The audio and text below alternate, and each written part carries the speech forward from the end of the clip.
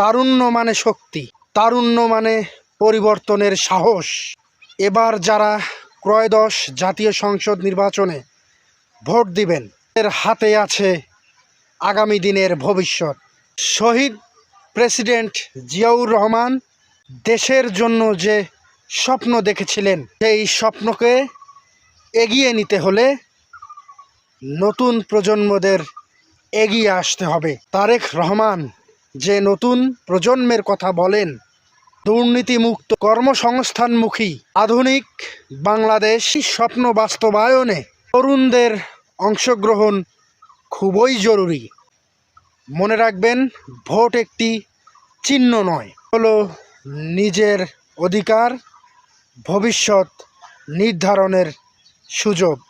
তাই সচেতনভাবে সিদ্ধান্ত নিন, আপনার বিবেক এবং বিশ্বাস অনুযায়ী ভোট দিন। তারুণ্যের প্রথম ভোট হোক উন্নয়ন ও গণতন্ত্র ন্যায়ের পক্ষে। বাংলাদেশ জিন্দাবাদ।